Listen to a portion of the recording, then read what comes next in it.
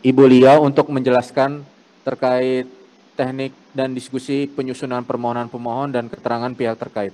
Kepada Ibu Lia, kami silakan.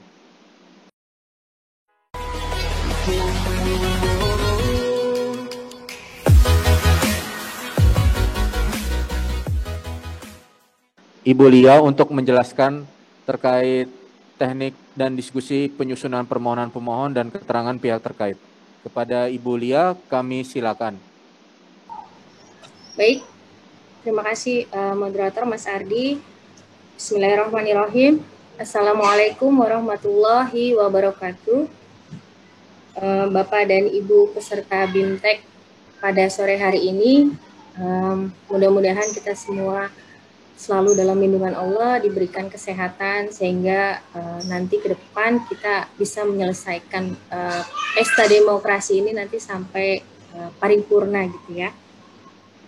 Baik, dalam kesempatan ini saya diberikan amanah untuk sharing kepada Bapak Ibu tentang bagaimana sih penyusunan permohonan dan keterangan pihak terkait dalam Pilkada di 2020 ini.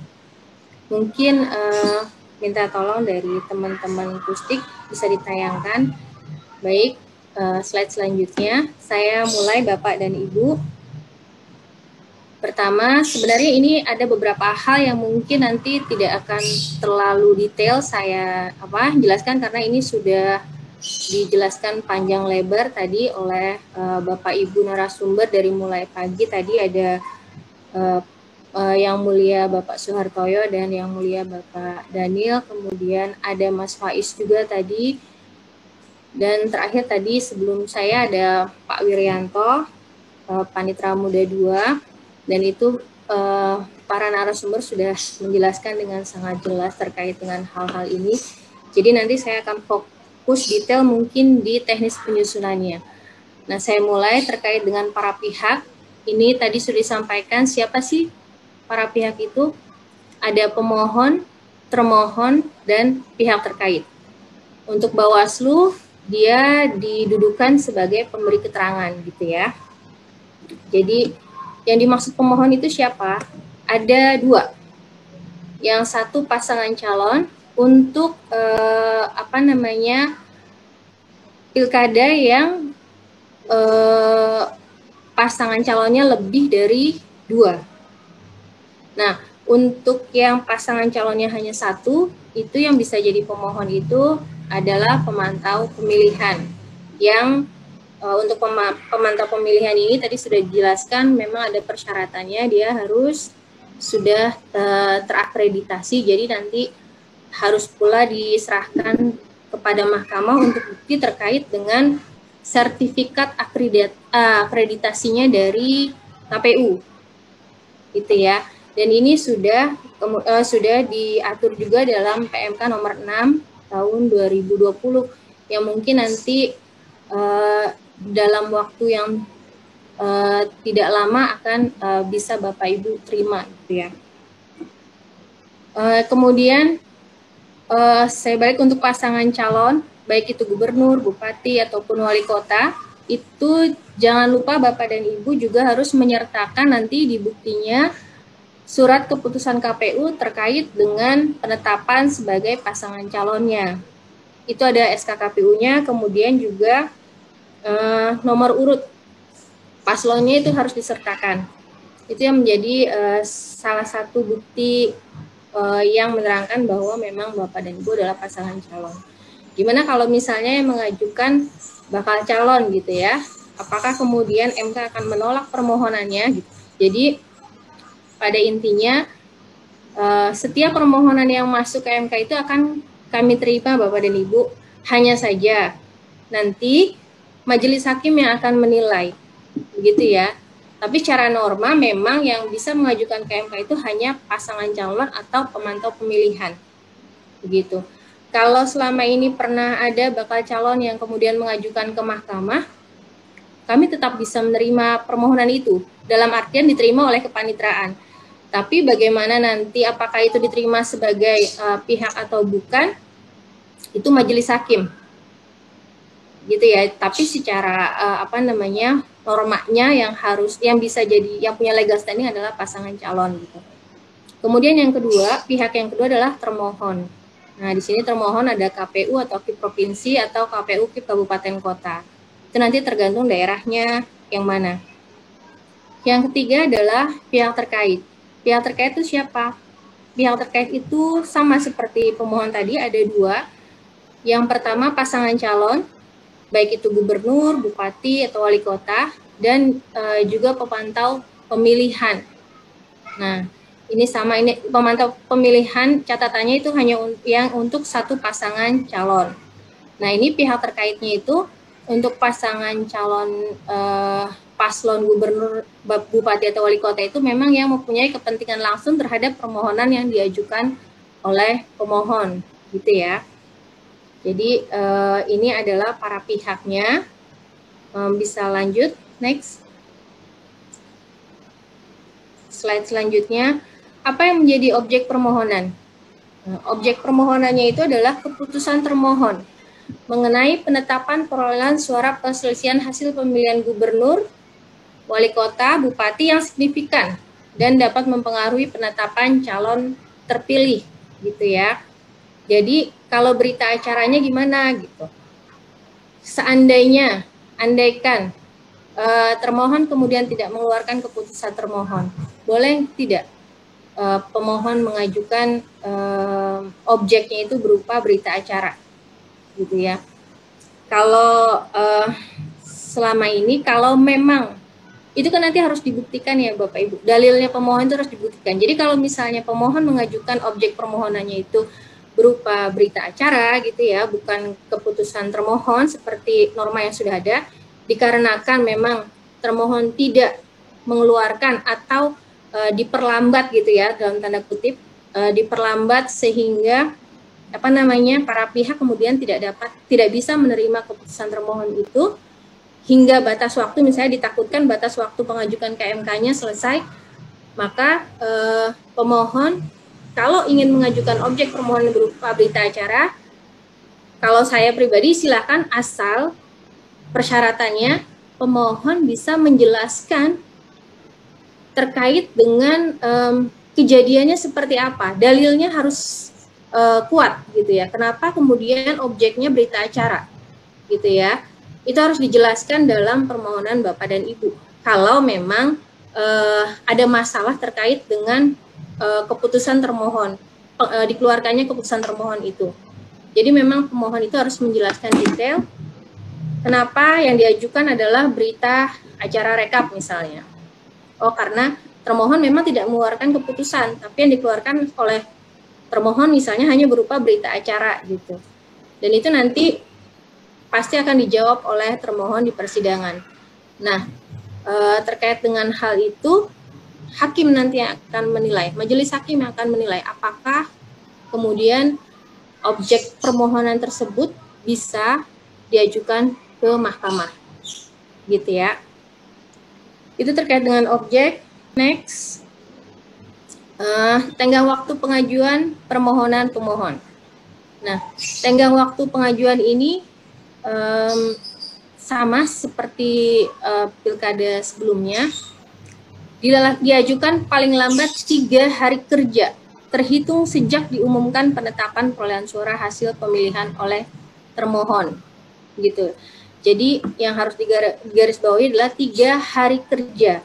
Jadi kalau misalnya tadi saya hanya mengingatkan kembali, kalau misalnya keputusan KPU, penetapan KPU itu diumumkan misalnya pada hari Sabtu gitu ya, atau hari Minggu, hari Sabtu lah kita hitung, maka hitungannya itu meskipun di situ sejak gitu ya, katanya sejak, kalau sejak itu kan logikanya sejak diumumkan tak langsung berlaku argonya gitu ya, tapi karena ini ada lagi syaratnya hari kerja gitu, jadi ketika hari Sabtu itu diumumkan, maka penghitungan 3 hari kerja itu dimulai dari hari Senin, Selasa, jatuh terakhir di hari Rabu.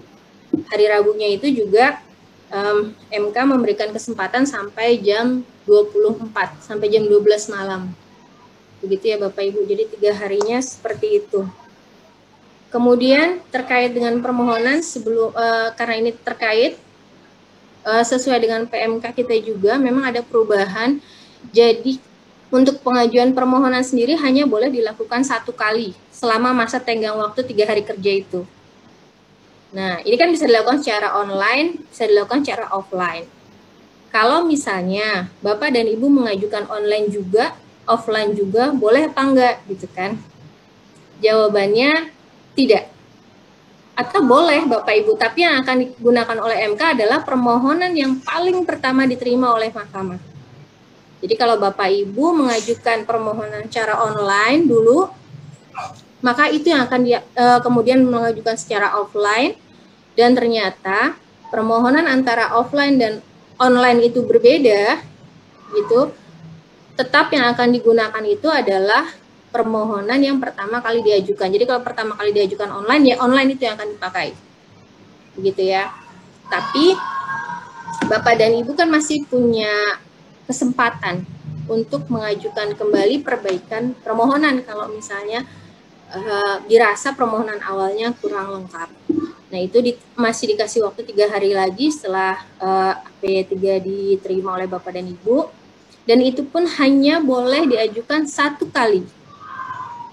Gitu ya. Jadi kalau misalnya nanti Bapak Ibu mengajukan kembali perbaikan permohonan untuk kedua kalinya, misalnya ini ada yang kurang ternyata, kemudian diajukan lagi, jangan marah kalau misalnya petugas kami menolak permohonan itu, perbaikan itu, karena memang aturannya hanya boleh 1 kali gitu ya.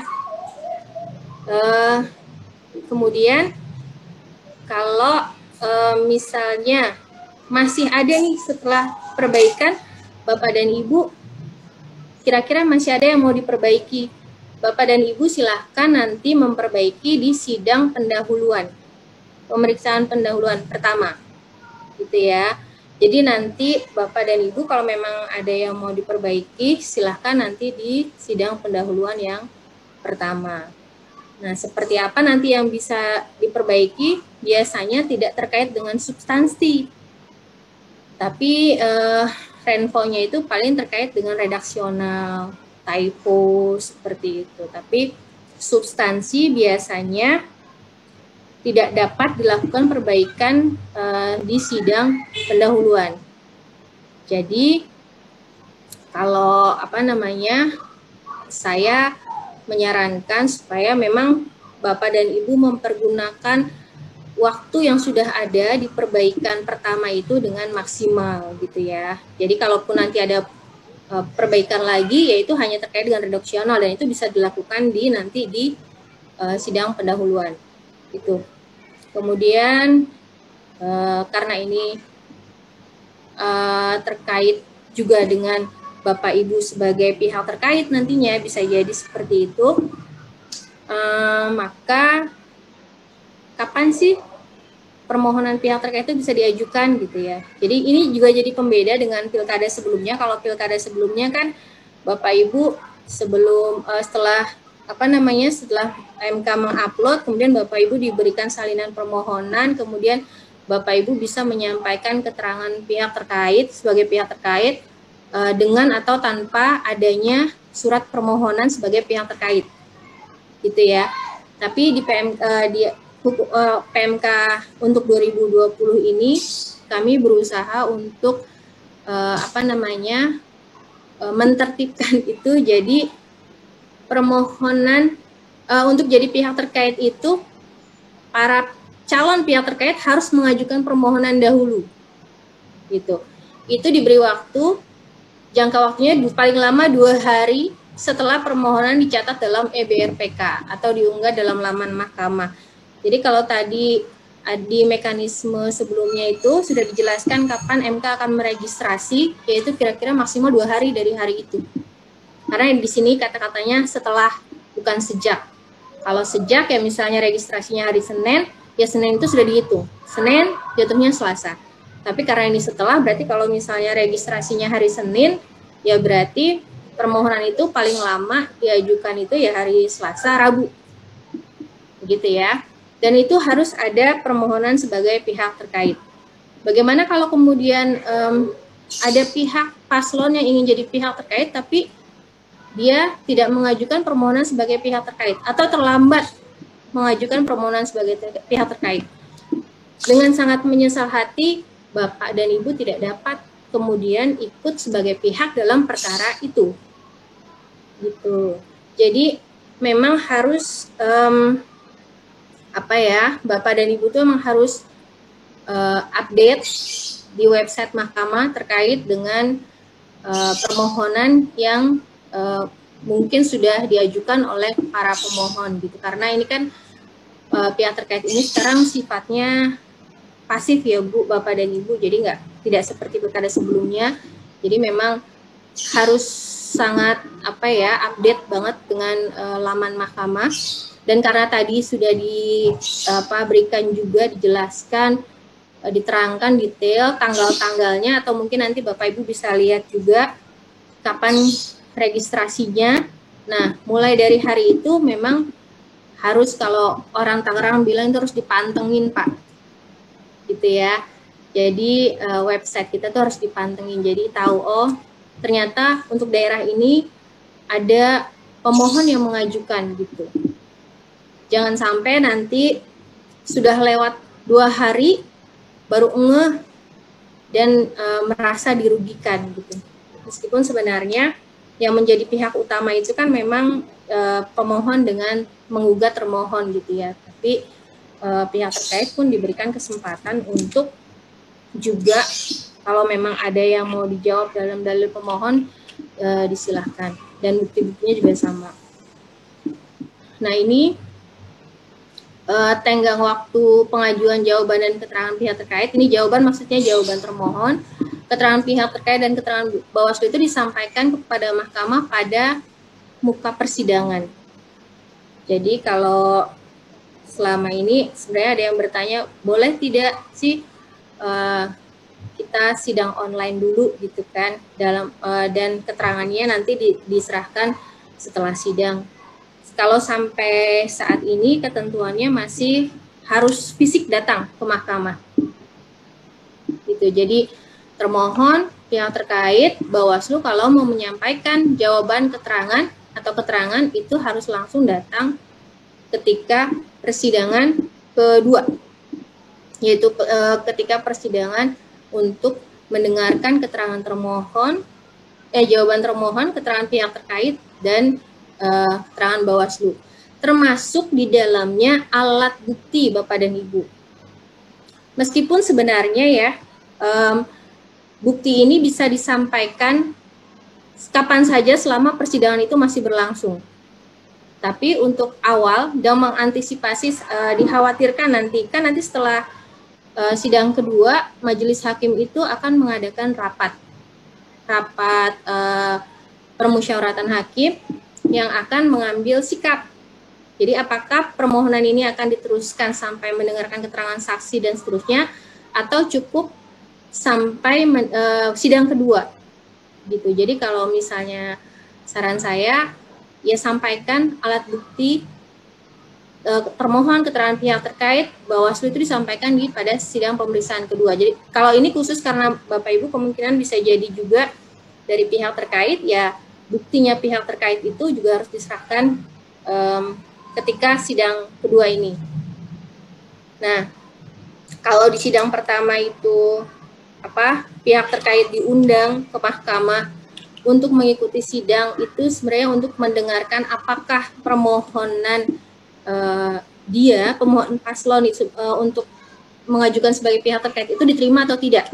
Itu di sidang pertama.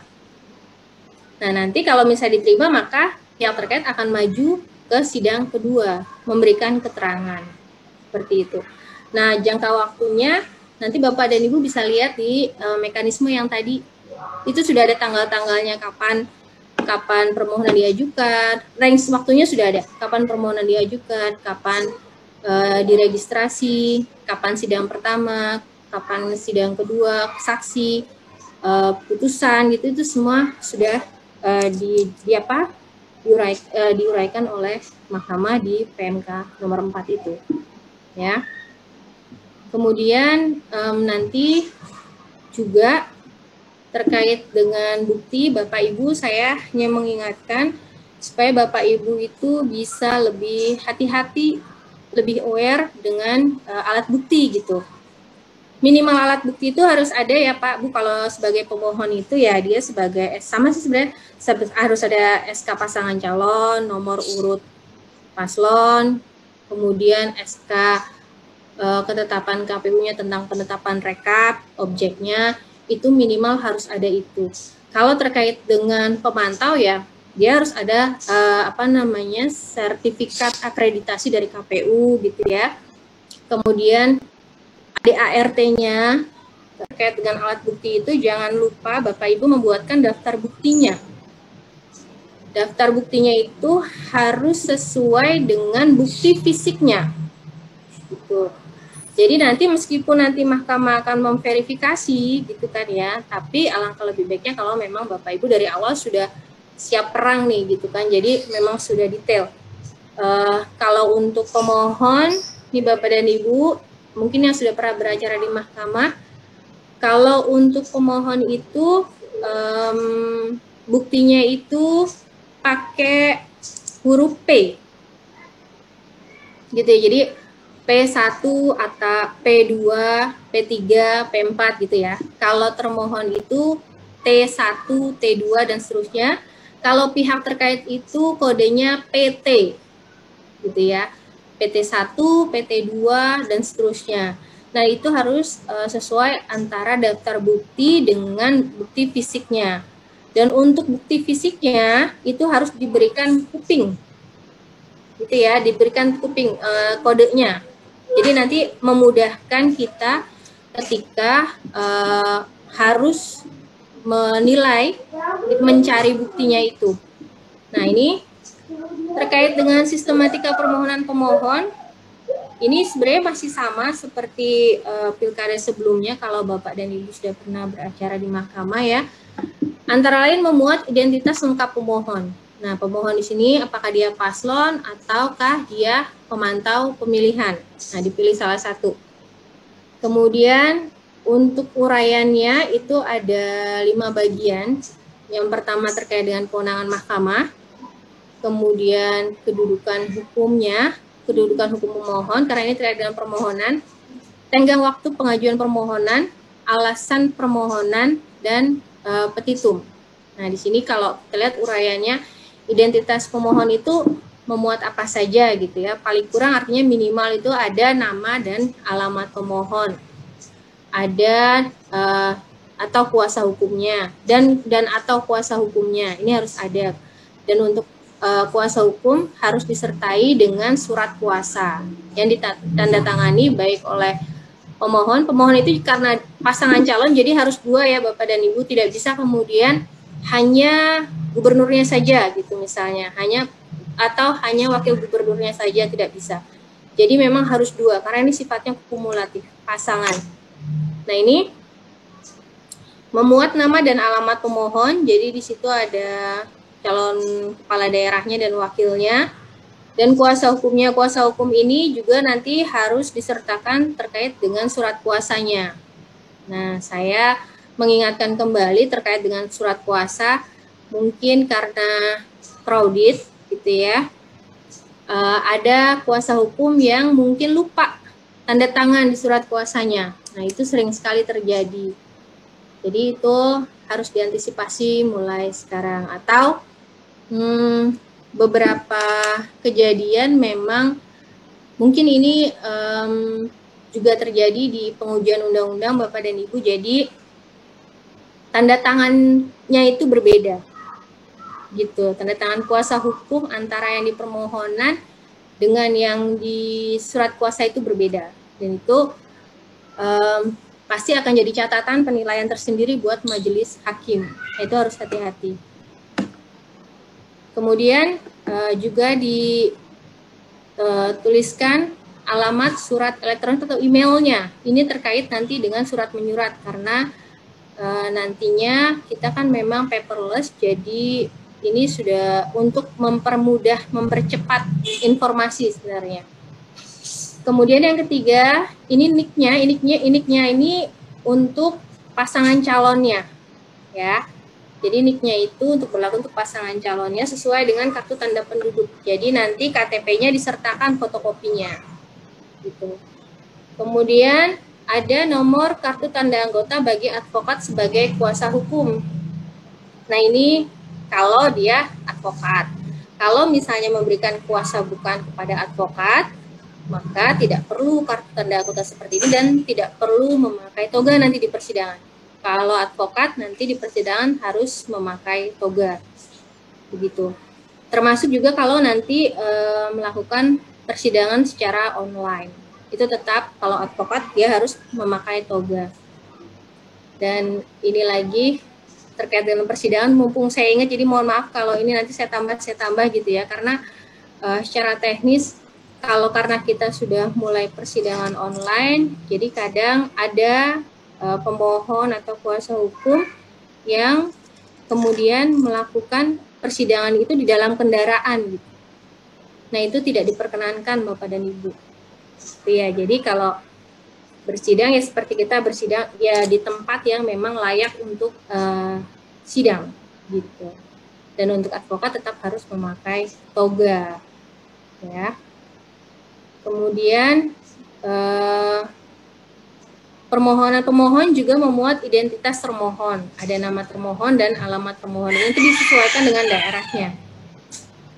Next, Mas. Uraian yang jelas mengenai kewenangan mahkamah. Nah ini sudah jelas tadi kewenangan mahkamahnya itu, jadi diuraikan. Tapi biasanya template yang nanti akan diberikan oleh mahkamah itu sudah sangat jelas. Jadi Bapak Ibu hanya tinggal mengisi titik-titiknya saja. Jadi mahkamah sudah menyiapkan template yang berisi dasar hukumnya terkait dengan kewenangan mahkamah. Nah Bapak Ibu hanya mengisi titik-titiknya aja. Biasanya itu terkait dengan di daerah mana, gitu ya, perkara itu.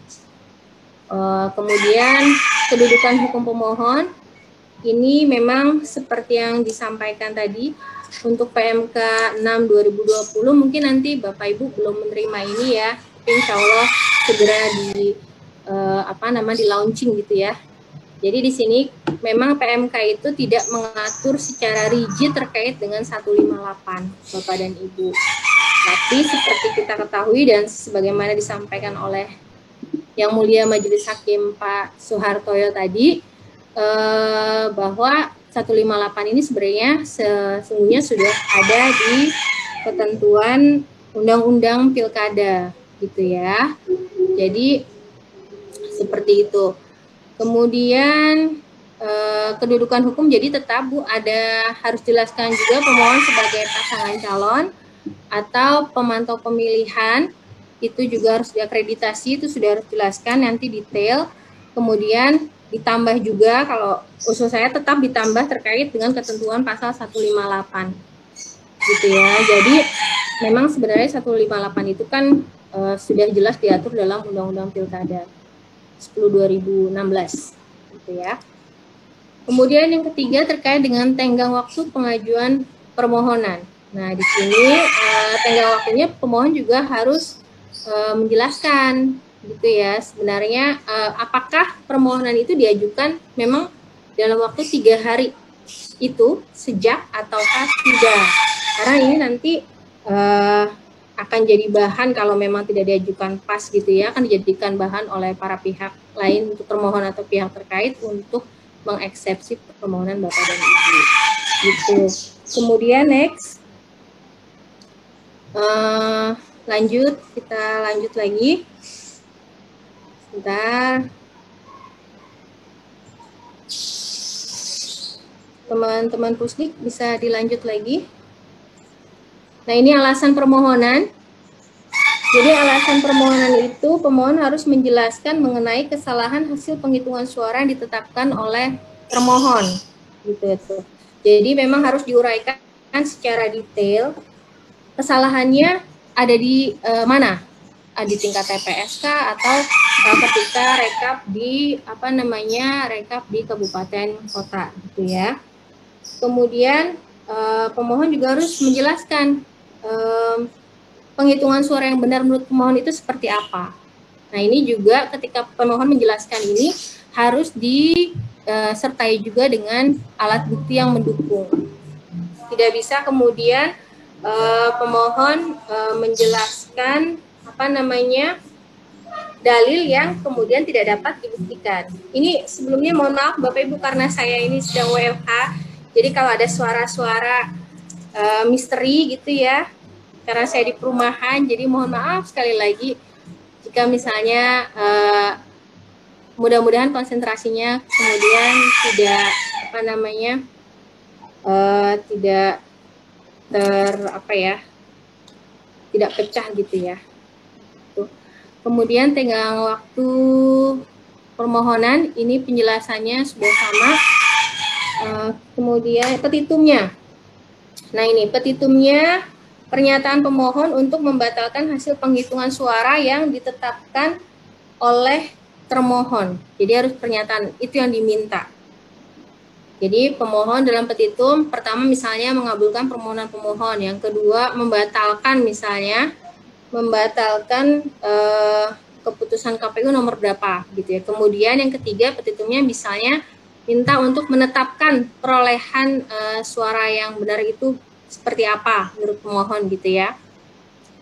Kemudian atau nih kalau memang misalnya pemohon kemudian meminta putusan sela gitu, misalnya pemungutan suara ulang, itu jangan kemudian membuat petitum yang pada akhirnya bertentangan, kontradiksi satu sama lain gitu. Jadi kalau misalnya sudah meminta menetapkan perolehan suara, ya jangan kemudian meminta pula penghitungan suara gitu ya. Itu kan jadi kontradiktif. Jadi kalau misalnya mau ya pilih salah satu. Alternatif pakai atau, jangan pakai kata dan misalnya. Seperti itu. Kita lanjut. Ini terkait dengan penyusunan permohonan pemohon. Bapak dan Ibu mungkin besok akan bisa lebih jelas karena nanti akan diberikan template-nya. Jadi Bapak Ibu hanya tinggal mengisi titik-titiknya saja. Identitas pemohon namanya sudah, kemudian kewenangan Mahkamah Konstitusi itu juga sudah ada, kedudukan hukum juga sudah ada. Nah, ini terkait 158 kalaupun nanti di template tidak ada gitu ya, karena memang di PMK itu tidak diatur secara jelas gitu ya, bahkan tidak ada. Tapi Bapak Ibu mendasarkan pada Undang-Undang 10/2016 bisa memuat 158 itu di bagian kedudukan hukum pemohon. Meskipun nanti di akhir nanti itu mahkamah yang akan menilai apakah setelah sidang itu, artinya gini, apakah 158 itu akan diputus setelah sidang kedua ataukah 158 itu akan diputus nanti setelah mendengarkan misalnya keterangan saksi gitu ya. Itu nanti menjadi kewenangan hakim untuk menilai gitu ya. Kalau yang pilkada kemarin kan lebih ke kalau biasanya langsung kita hitung-hitungan gitu ya. Setelah tahu misalnya jumlah penduduknya berapa, maka kita lihat ketentuannya berapa persen, kemudian kita hitung selisihnya berapa, kemudian kalau misalnya tidak sesuai, langsung oleh MK dianggap tidak punya legal standing. Kalau yang pilkada sebelumnya seperti itu. Kalau yang sekarang, ada kemungkinan mahkamah atau majelis hakim itu akan menilai lebih dulu. Jadi didengarkan dulu para pihak semuanya, termasuk misalnya para saksi gitu. Atau bisa saja nanti misalnya majelis hakim merasa itu sudah jelas dan sudah punya keyakinan sendiri sebelum mendengar keterangan saksi misalnya, itu bisa diputus seperti itu. Itu terkait dengan 158. Kemudian lagi ya, terkait 158 Bapak dan Ibu sudah tahu cara penghitungannya kan ya? Jadi Bapak dan Ibu harus lihat dulu di ketentuannya di 158 Undang-Undang 10/2016 itu terkait dengan kalau misalnya jumlah penduduknya berapa, itu berapa persen. Jadi kalau misalnya di provinsi jumlah penduduknya maksimal 2 juta, kalau nggak salah itu 2% dari total suara sah, gitu ya. Nanti ada urutannya berapa persen, nanti hitungannya seperti itu. Jadi dilihat dulu berapa jumlah penduduknya, baru dilihat persentasenya, dia masuk di persentase yang berapa. Persentase itu kemudian dikalikan dengan jumlah suara sahnya, gitu ya. Kemudian nanti ditemukan berapa nilainya. Nah, nanti selisih antara suara paslon yang menang dikurangi suara paslon pemohon, gitu ya, suara pemohon, itu hasilnya tidak boleh lebih dari persentase dikali suara sah. Begitu, itu 158. Nah, kemudian kita lanjut. Tenggang waktu pengajuan juga sudah. Alasan permohonan sudah, ini isinya sih sebenarnya, petitumnya juga sudah, tadi sudah dijelaskan. Jadi, nah, untuk permohonan saya rasa sudah cukup. Saya mohon izin untuk bisa lanjut ke materi sistematika keterangan pihak terkait, gitu ya. Jadi ini sebenarnya tidak terlalu tidak terlalu beda jauh dengan permohonan pemohon. Tetap memuat nama, alamat pihak terkait, uraian jelas mengenai pihak terkait, tanggapan pihak terkait. Nah, tanggapan pihak terkait ini biasanya ada dua. Yang satu dalam kalau mengajukan eksepsi, ya tulisannya di judulnya dalam eksepsi. Nah, apa aja yang bisa di eksepsinya itu biasanya terkait dengan kewenangan, kedudukan hukum, kemudian ada tenggang waktu, bisa juga kemudian mengeksepsi kalau misalnya permohonan kabur atau tidak jelas, itu bisa dieksepsi. Nah, yang kedua dalam pokok permohonan. Nah, itu harus dijelaskan terkait dengan dalil-dalil pemohon yang mengenai dirinya, yang mengenai pihak terkait, gitu ya. Kalau memang kalau memang diperlukan juga, pihak terkait juga harus menyampaikan buktinya yang mengkonfrontir bukti dari pemohon, begitu. Kemudian next, mungkin selanjutnya. Nah, ini sudah petitumnya. Nah, ini di petitum di sini pihak terkait bisa menyatakan keputusan termohon tentang penetapan perolehan suara hasil pemilihan ini kurang pemilihan kepala daerah itu benar, gitu ya. Jadi membenarkan keputusan termohon, gitu. Kalau pihak terkait seperti itu. Next.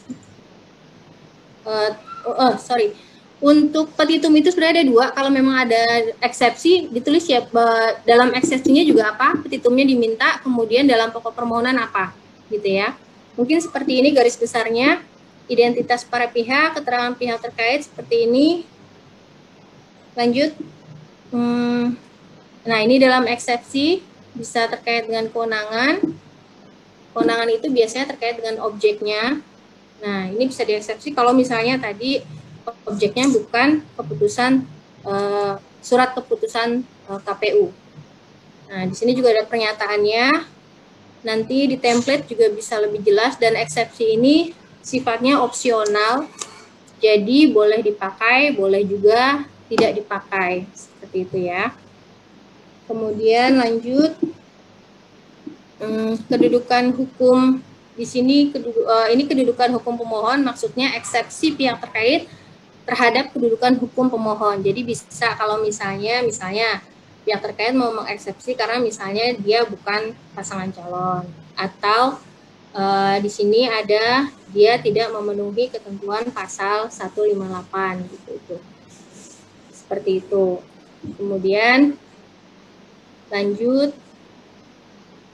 setelah kedudukan hukum, tenggang waktu pengajuan permohonan juga bisa dieksepsi apabila misalnya pemohon mengajukan di luar batas waktu yang ditentukan.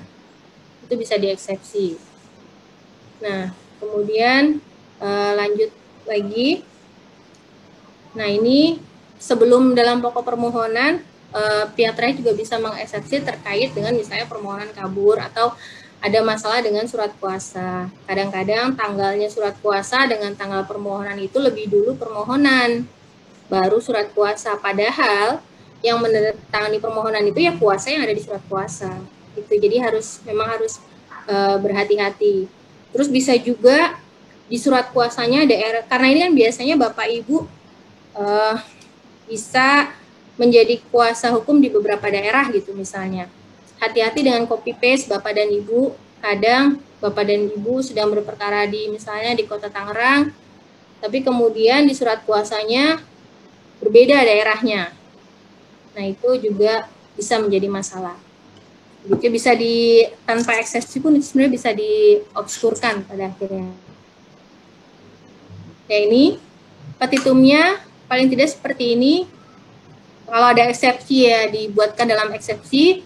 Kalau misalnya tidak ada eksepsi ya tidak perlu dibuatkan petitum terkait dengan eksepsi. Nah, dalam permohonan menyatakan permohonan pemohon ditolak atau tidak dapat diterima, menyatakan keputusan dan tetap sah dan benar. Minimal harus ada itu. Gitu ya untuk petitum pihak terkait. Kemudian lanjut terkait dengan sudah cukup.